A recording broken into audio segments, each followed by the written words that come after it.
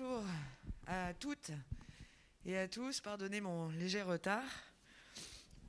Je suis très heureuse d'être ici aujourd'hui pour une journée importante et chargée. Vous avez beaucoup d'intervenants de qualité. Je crois que mon collègue Cédric sera là durant la matinée. Et je vois sous les masques, malgré tout, je m'en excuse, des visages connus que je ne vais pas citer, mais ça fait plaisir. Aujourd'hui, d'abord je voulais vous remercier parce que je suis très contente d'être là, très contente d'être au Liberté Living Lab et d'avoir le plaisir de dire un mot en introduction.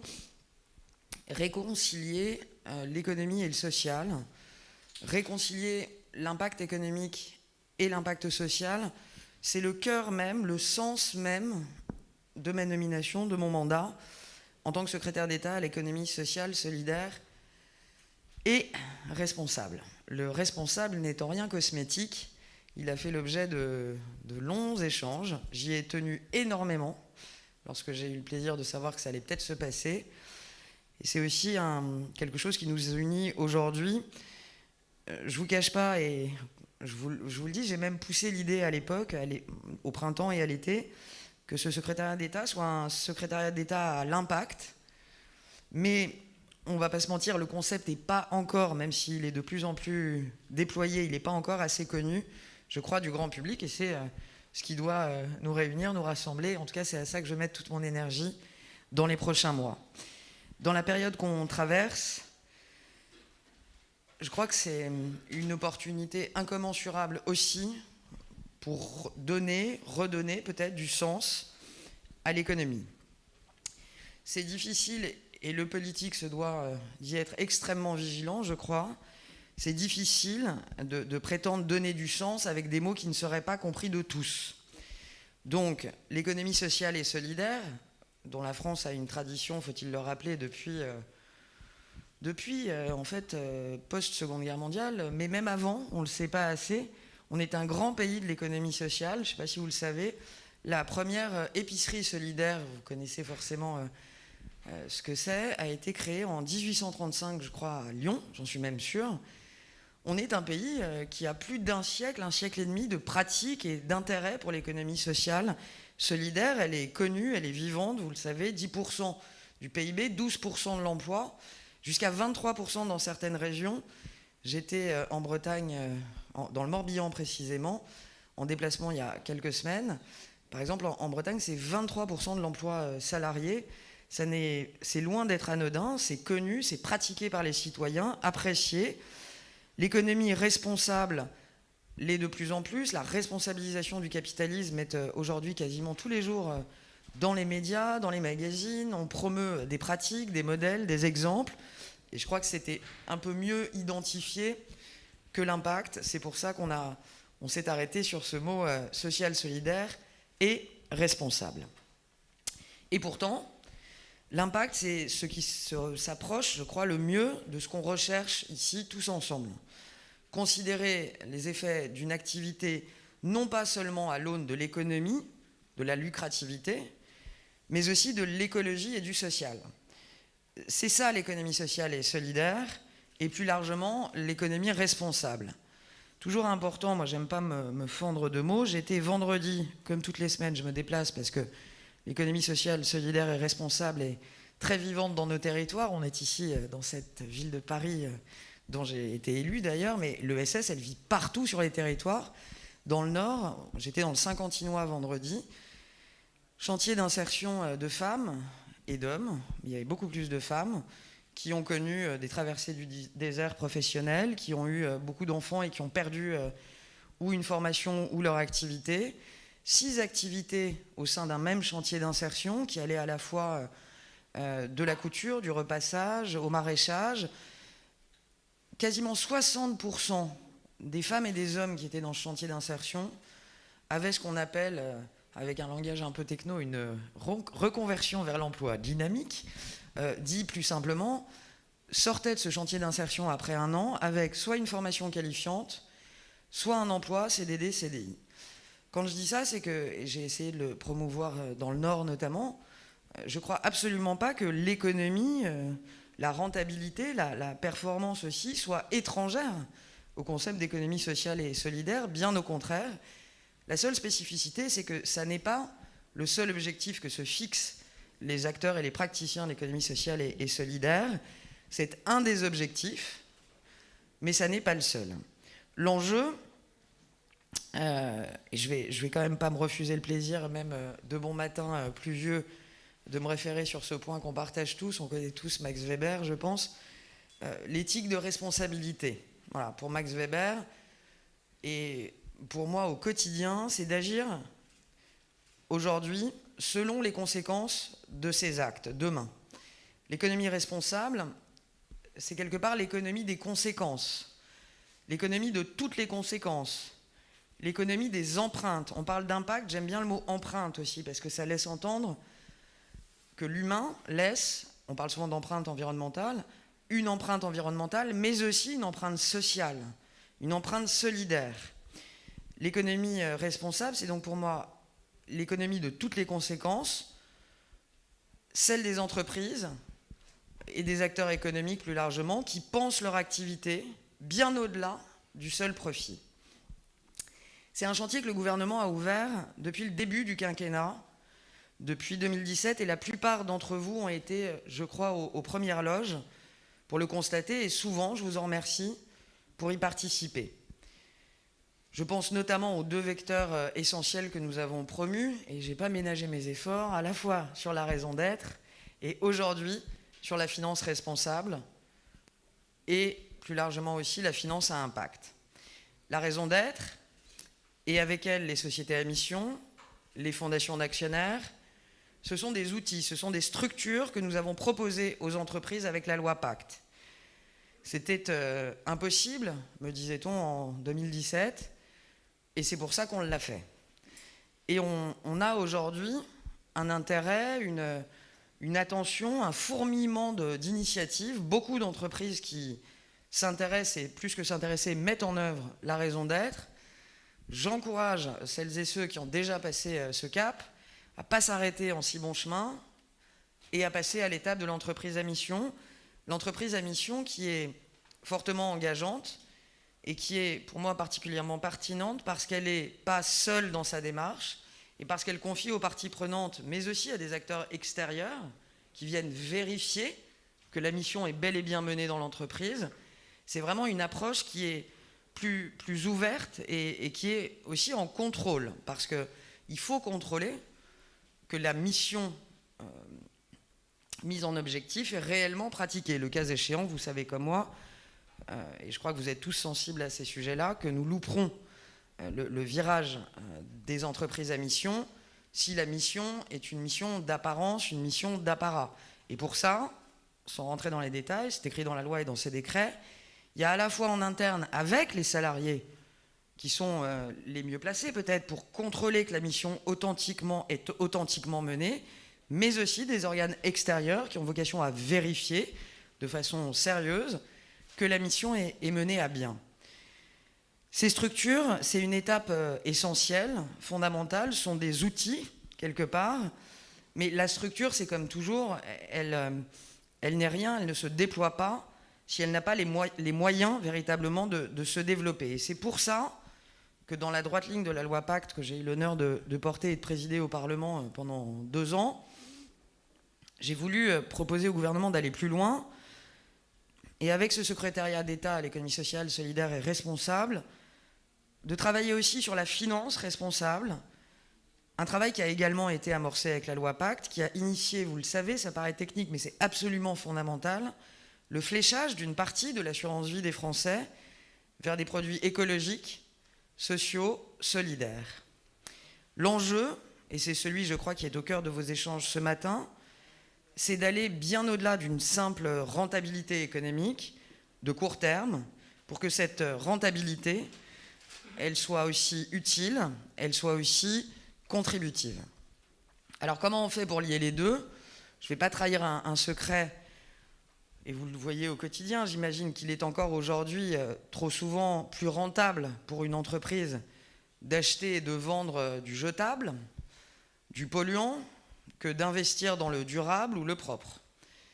Plus rentable à court terme, je dirais, tout du moins, parce que tous ceux qui ont fait l'expérience de la transition soutenable de leurs modèles économiques constatent les effets financièrement bénéfiques de cette transition à moyen terme. Exemple aussi, j'étais toujours dans le Nord, je vous emmène avec moi 2 minutes dans le Nord ce matin, le climat s'y prête, c'est pas vrai, il fait beau dans le Nord. J'ai visité une usine géniale qui fait un enfer, qui s'appelle le Dulce de Leche, qui est la confiture de lait, que je vous recommande à tous pour prendre des forces accessoirement. Usine qui produit et qui est leader européen. On peut être fier d'avoir dans notre pays un leader européen sur un marché comme celui-ci qui exporte cette usine 80% de sa production. Ça fait 25 ans que son dirigeant a mis en place une politique de responsabilité sociale des entreprises, bien avant d'ailleurs que ce secrétariat n'existe, ou même que nous légiférions plus en avant dans les années 2008.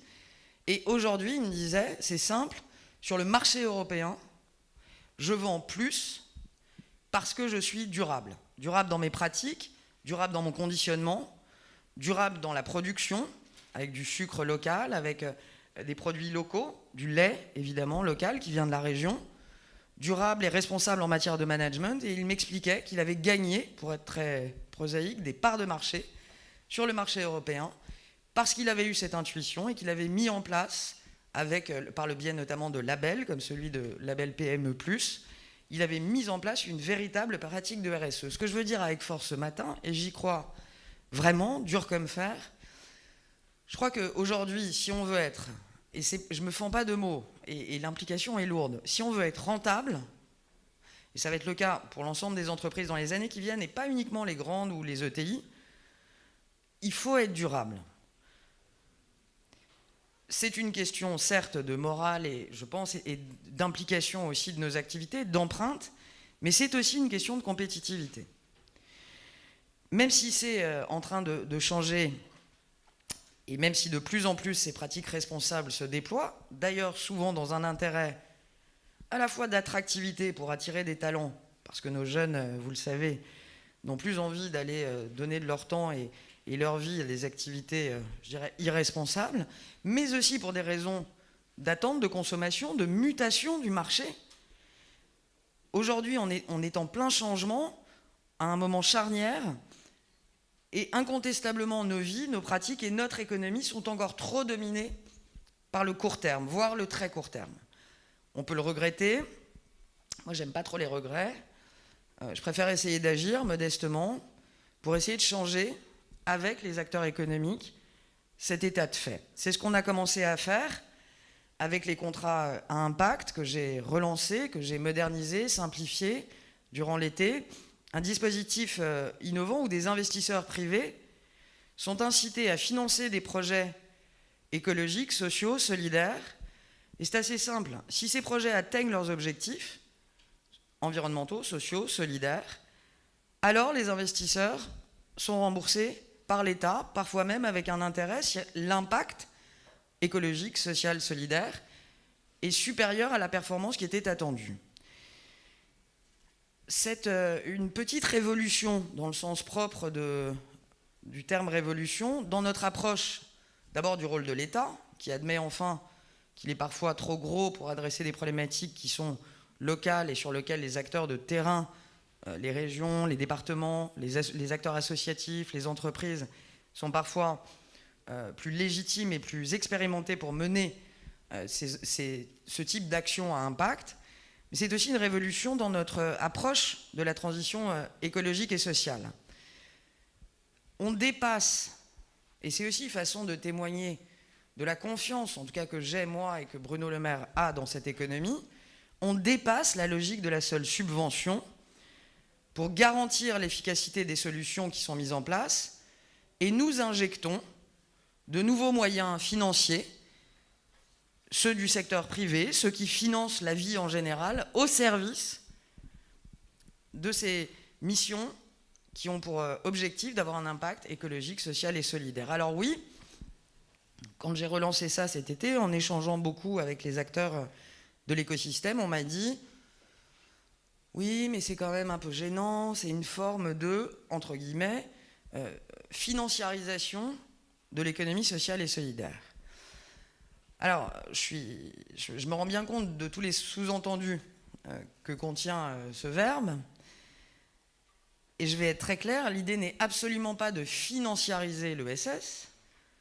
L'idée est bien plus ambitieuse, elle est de mettre au service de l'ESS la finance. Mettre les investisseurs, et pas uniquement les investisseurs historiques de l'économie sociale et solidaire, les investisseurs au service de ce type de projet. Considérez d'ailleurs que dans les contrats à impact, les investisseurs sont placés à leur juste positionnement, c'est-à-dire qu'ils prennent leurs risques, c'est le job d'un investisseur. Si l'impact social est là, alors l'investisseur est remboursé. Si l'impact social n'est pas là et que le projet ne tenait pas debout, alors l'investisseur a pris son risque et n'est pas remboursé. Ce qui est important, c'est que même si le projet échoue, et que l'investisseur n'est pas remboursé, il aura néanmoins financé pendant 1 an, pendant 2 ans, un projet pour essayer de démontrer son utilité. Et on peut espérer que certains projets qui n'auront peut-être pas démontré l'utilité en 1 an ou 2 ans, avec un tout petit peu plus de temps, pourront démontrer cette utilité. En tout cas, l'investisseur, avec l'aide de l'État et la compétence de l'État, aura financé un projet social solidaire. Le contrat à impact, il lie ainsi la performance écologique, environnementale, la performance sociale aux bénéfices économiques. On peut là aussi regretter, mais ce n'est pas ma nature, qu'il faille une incitation économique pour convaincre les investisseurs d'investir dans l'écologique, le social. Mais l'histoire nous l'a montré, sans incitation financière, la transition, elle reste lente, très lente, et bien souvent, elle reste à l'état d'idée, et elle passe rarement à l'état de fait. On sait ce que Charles Péguy disait de Kant et du kantisme. Le kantisme a les mains pures, mais il n'a pas de mains. Je veux donner des mains, des vraies mains, et 2 mains à l'économie responsable. Si les contrats à impact parviennent à se généraliser, je peux vous dire qu'on y travaille avec Maxime, qui est à mes côtés et qui porte ce projet au sein du cabinet, alors on pourra imaginer un renversement plus important de la pyramide du financement dans l'économie sociale et solidaire. Jusqu'à maintenant, le schéma était quand même celui d'une économie sociale et solidaire à la base de la pyramide, qui se tournait vers le sommet pour aller chercher un peu d'argent. Moi, j'aime bien dire que l'économie sociale et solidaire, ça a longtemps été une économie qui, avec très peu, a quand même fait beaucoup. C'est pas une raison pour pas, justement, quand on est en charge, chercher à donner plus de moyens à cette économie pour qu'elle fasse encore plus. C'est pas parce qu'on est débrouillard, comme l'est l'économie sociale et solidaire depuis des dizaines d'années, c'est pas parce qu'on est agile et qu'on se débrouille, souvent ensemble d'ailleurs, dans une approche participative, communautaire, que l'État n'a pas à essayer, ce que je fais, de mettre plus de moyens au service de cette économie sociale et solidaire. Si l'investissement à impact se développe, et nous allons tout faire pour, on va la renverser, cette pyramide. Pas forcément brutalement, ça prendra certainement un tout petit peu de temps, mais on va la renverser. Et ce sera, et j'y crois, vraiment pour les prochaines années, alors la finance qui pourra et qui aura intérêt à se tourner vers l'économie sociale et solidaire. Le contrat à impact, pour terminer, cette alliance entre la performance économique et l'impact écologique et social, c'est vraiment au cœur de la logique de passerelle que je veux instituer entre l'économie sociale et solidaire et le reste de l'économie. Ces passerelles, ce sont aussi bien les contrats à impact pour l'État que la finance à impact pour les gestionnaires d'actifs, ou encore le développement des indicateurs de performance extra-financière pour les entreprises et les citoyens. Je suis obligé de vous le dire parce que maintenant ça relève de l'obsession, ça fait 3 ans que j'y bosse jour et nuit, donc je prends 1 minute. Regardez tous ce qui va se passer en début d'année prochaine, malgré le contexte. L'Europe, et la France est au cœur de cette dynamique, va poser la révision de la directive NFRD, Non-Financial Reporting Directive, et d'ici à la fin du premier trimestre 2021, l'Europe et la France au cœur, va poser des premiers référentiels en matière d'impact dit ESG, environnemental, social, de gouvernance, qui ont vocation ensuite à être aussi importants, ces référentiels extra-financiers, que les référentiels financiers. On a aujourd'hui des bilans comptables, nous allons, il faut qu'on pousse tous ensemble, vers des référentiels extra-comptables. On peut voir, moi j'ai 40 ans, on peut voir dans les années qui viennent, et c'est quand même le sens de mon engagement politique, et je veux voir des entreprises qui, allaient dans les 5-6 ans qui viennent, vont aller un jour chez leur banquier, vont leur dire voilà, bon, bah, peut-être que mon bilan comptable, il est un peu faiblard là-dessus parce qu'on a lancé un nouveau produit et que ça n'a pas marché, par exemple, ou parce qu'on a eu un investissement très important et qu'on ne l'a pas encore rentabilisé. Et on aura dans les banques un banquier qui regardera le bilan comptable et en même temps, à côté, peut-être même avec, mais ça c'est les sujets de demain, le bilan extra-comptable en matière environnementale, sociale et de gouvernance. Je prends un exemple sur la gouvernance. On nous parle de parité des femmes dans les comités exécutifs, les conseils d'administration, etc. Oui. Mais qu'est-ce qu'il y a de mieux pour pousser des entreprises à le faire que d'en faire un indicateur extra-comptable qui sera regardé par les acteurs financiers demain, et pas dans 100 ans, comme aussi important qu'un indicateur commercial de vente ou de profit. Je pense que, et je ne vous dis pas que c'est facile, je pense que ça vaut toutes les incantations du monde. Et Dieu sait si j'en ai. Les incantations des gens qui s'agitent sur leur fauteuil en disant « il faut responsabiliser le capitalisme », c'est mon quotidien. Mais la responsabilisation du capitalisme, elle passe notamment par ce qu'on va faire et ce que l'Europe va faire au premier trimestre 2021, NFRD, retenez ce mot, vous le connaissez sûrement, on aura besoin de s'y mettre ensemble parce que j'imagine que vous avez déjà essayé de parler à des journalistes sur ces sujets, c'est pas toujours évident, il y a tout un travail, alors je sais pas si c'est pédagogie parce que le mot est un peu trop usité, mais de grâce, ne laissons pas ce sujet comme étant un sujet technocratique, bruxellois, éloigné de taxonomie. C'est un sujet d'opinion, c'est attendu par les Français, c'est attendu par la génération qui vient. Parce que devant nous, et vous le savez mieux que moi, vous êtes tous engagés, il y a la nécessité de changer de modèle, il y a l'impératif même de changer de modèle, un modèle qui est trop centré sur les actionnaires, pas assez sur les actions, les acteurs. Ce modèle est trop pyramidal, et c'est d'ailleurs malheureusement un modèle ancien. Je ne prétendrai pas dire comme Bonaparte que du haut de ces pyramides, 40 siècles nous contemplent, mais au moins, on peut dire que cette pyramide qui nous contemple, elle est vieille de quelques siècles, et je ne suis pas sûr qu'elle soit adaptée à la réalité d'aujourd'hui. C'est donc une tâche énorme, mais ça, vous le savez déjà, sinon je crois que vous ne seriez pas là. Et on a peu de temps. Devant nous, il y a l'urgence écologique, l'urgence de la biodiversité d'abord, l'urgence sanitaire aussi, j'en ai dit un mot, et avec elle, l'urgence économique et l'urgence sociale. L'important, c'est donc de rendre cette transition concrète, tangible, vraiment de sortir de l'incantation parce qu'elle est trop facile et passer à l'action. Alors, à nous d'agir. Je sais que vous le faites. Vous pourrez toujours me trouver à vos côtés pour vous soutenir. Je suis complètement engagé sur les problématiques qui sont les vôtres.